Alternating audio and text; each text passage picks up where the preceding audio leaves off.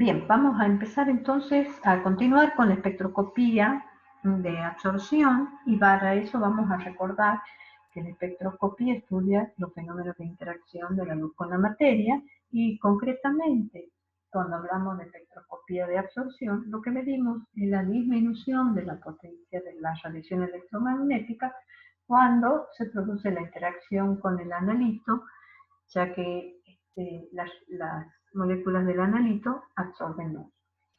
Y el instrumento que vamos a utilizar a tal fin es el espectrofotómetro. Bien, hay varios modelos, muchos modelos de instrumentos de medida de absorción, por lo tanto, acá en esta placa vamos a ver la instrumentación básica. ¿Qué quiere decir? Los componentes que tiene cualquiera de los instrumentos. Empezamos entonces a ver que el primer componente es la fuente de luz.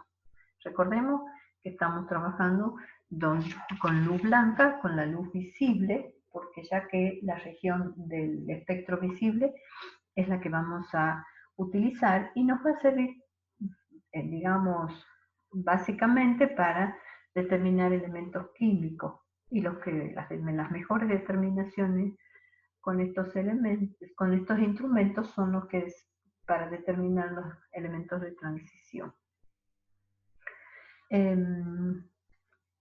A continuación vemos el monocromador. Como su palabra lo indica, mono quiere decir uno, cromo, color.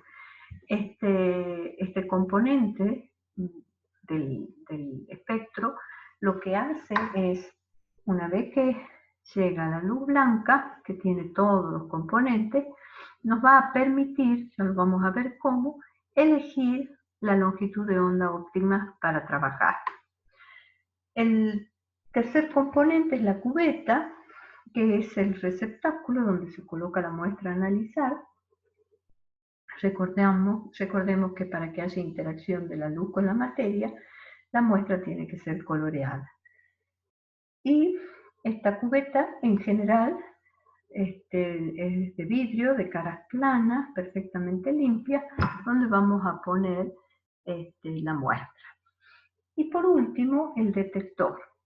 El detector, que está simbolizado de esta manera, es en realidad el que va a permitir leer las lecturas de cuánta luz ha sido atravesada por la muestra.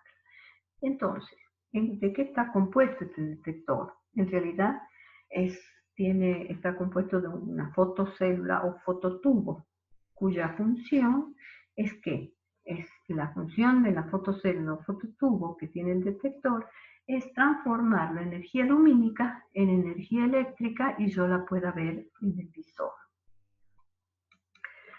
Entonces, dijimos que el monocromador era muy importante porque nos va a permitir seleccionar la longitud de onda.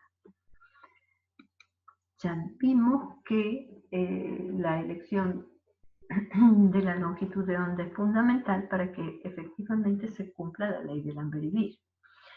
¿Qué es lo que sabemos? Que si se trata de un fotocolorímetro, usan los filtros, ya casi están reemplazados directamente por los espectrofotómetros, y los espectrofotómetros son los que usan prismas o redes de difracción. Bien, entonces este monocromador lo que me va a permitir es elegir la longitud de onda óptima. Pero ¿cómo puedo yo saber cuál es la longitud de onda que me conviene trabajar?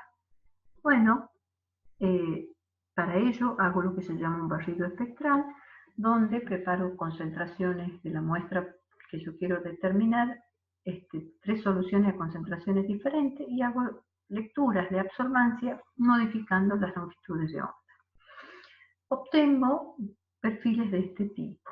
Entonces, ¿qué digo? Que la longitud de onda óptima de trabajo va a corresponder a la absorbancia, a la máxima absorbancia que representa la curva, o sea, al pico máximo de esta curva. Si yo hubiera trabajado con transmitancia en función de la longitud de onda, la longitud de onda óptima corresponde a la mínima absorbancia que se lee a la mínima transmitancia, perdón, que se lee en estas gráficas.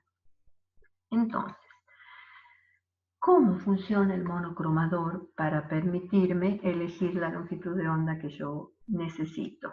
En realidad, se puede cambiar a voluntad del experimentador las longitudes de onda, ya que el prisma está soportado en un soporte que tiene la posibilidad de girar mientras yo voy moviendo la perilla del instrumento. ¿Qué es lo que le pasa? Cuando la luz blanca incide sobre el prisma lo que ocurre es produce la refracción de la luz. Esto permite separar cada uno de los colores de la luz blanca de tal manera que una vez que yo separaba la luz blanca, lo coloco al prisma de tal manera que incida en la cubeta solo la longitud de onda que yo necesito para trabajar. Esa longitud de onda óptima que la acabamos de determinar en la placa anterior. Este esquema es mucho más parecido a lo que nosotros vamos a tener en el laboratorio. Acá están las perillas de ajuste, todos los detalles los vamos a ver en el laboratorio cuando podamos vernos de manera presencial en la facultad. Y básicamente acá tiene todas las partes de los componentes básicos y les quiero remarcar que el detector también es importante porque es el que va a permitir que yo visualice el valor de la longitud de onda en un amperímetro, digamos que normalmente ahora son digitales. Bien, ¿qué es lo que van a hacer en el laboratorio?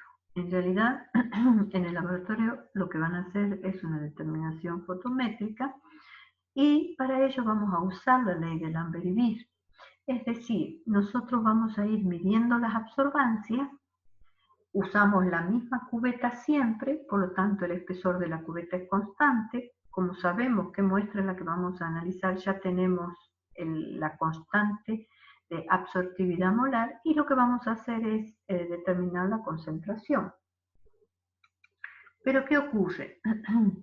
No siempre se cumple la linealidad, o sea, no siempre se cumple la relación tan directa entre absorbancia y concentración. Por eso entonces, ante cada análisis que voy a realizar, debo realizar lo que se llama la curva patrón. Supongamos que quiero hacer una determinación de hierro y para ello voy a usar una solución patrón que es la sal de sulfato férrico amónico y parto de una concentración, por ejemplo, de 1 miligramos por mililitro. Acá la solución patrón tiene muy poca coloración, por lo tanto voy a necesitar de un reactivo cromófilo. Para ello voy a usar el sulfocianuro de potasio para que se forme el complejo coloreado de color rojo del sulfocianuro férrico y así, llevado a un volumen determinado, voy a tener las concentraciones necesarias. El blanco es, es un tubo de ensayo que tiene todo lo que yo voy agregando, excepto en la muestra patrón, porque vamos a hacer las lecturas correspondientes descontando las probables lecturas del blanco. Una vez que yo hago las lecturas de esas concentraciones en función de la absorbancia leída, entonces trazo la recta. Acordémonos que si se cumple la ley de Lambert-Eavis, esta tiene que partir de cero y tiene que mantenerse lineal. Algunas veces no siempre se parte de cero porque hay pequeñas interferencias de otros iones que son despreciables en este caso. Entonces, una vez que yo tengo la curva patrón, lo que hago es leer la absorbancia de la muestra problema y de allí determino la concentración del analito que tengo en ese momento. Bien, entonces, para recordar, ¿qué establece la ley de Eavis? Que la absorbancia es directamente proporcional a la concentración del analito, a la longitud, o sea, al espesor de la cubeta, que no es otra cosa que la longitud de la trayectoria del haz luminoso, y que la luz sea monocromática. Entonces, recordar que